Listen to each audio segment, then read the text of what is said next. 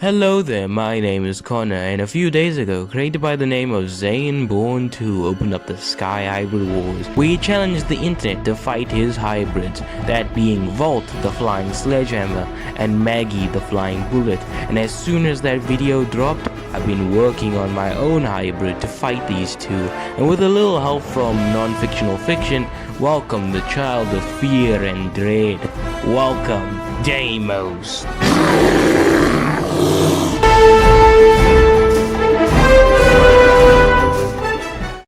First in its gene pool and its base is the Quetzalcoatlus North Pari.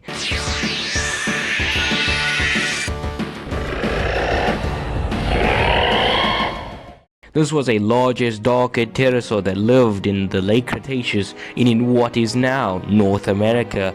The Quetzalcoatlus shall provide reinforced hollow bones, terrain compatibility, as it could not only just fly, but also run quite well on the ground, and wings for flight. I'll be replacing its head and neck for the second component, as the Quetzalcoatlus doesn't really have great senses, so introducing the second primary component, the Anteosaurus Magnificus.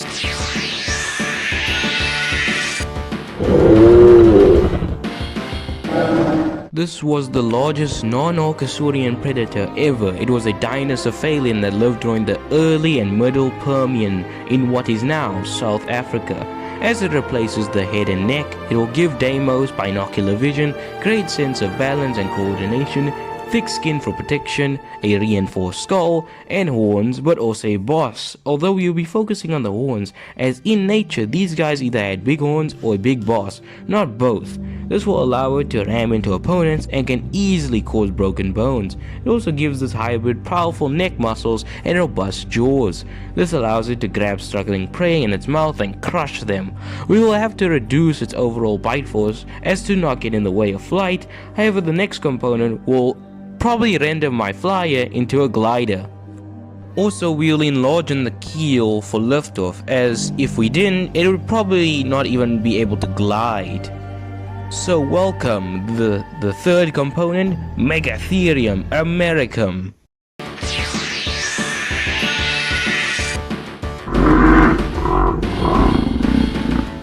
Megatherium was a large Pleistocene ground sloth that lived in North America. This will give our hybrid robust fore and hind limbs for liftoff, probably off tall cliffs, as Damos will be a little too big for powered flight. Megatherium's claws were 7 inches each, so if Damos were to get grounded, one swift swing will easily render any hybrid as dead.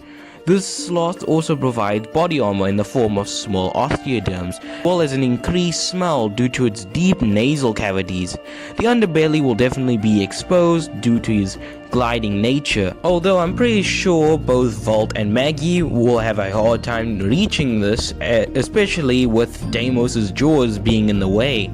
To increase the danger factor of Damos's weaponry, we'll be adding the Eurasian Beaver for iron distribution to the teeth, claws, and the horns, but we will be also adding the American Bison. The American Bison will increase the size of Damos's horns, add an extra thickened skull for shock absorption, making it even more difficult to escape its grasp with its mouth, as well as allowing it to handle the shock forces of ramming better.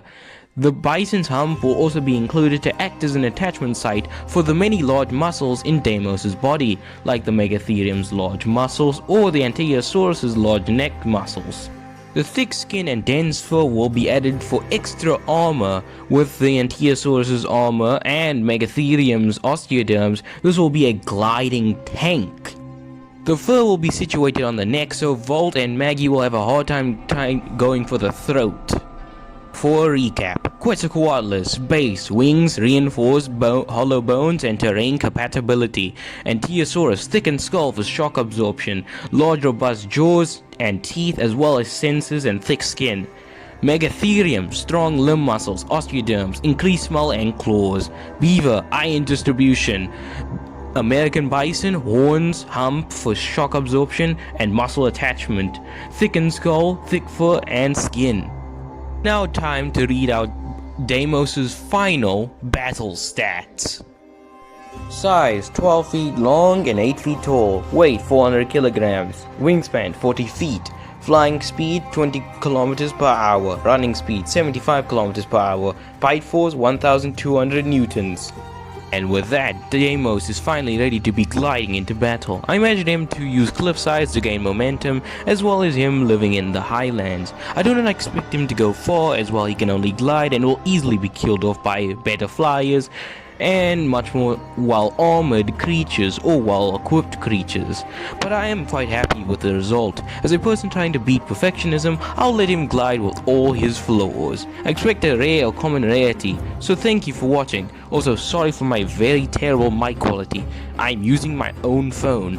And I hope you're ready, Zaineborn 2, to meet the child of fear and dread.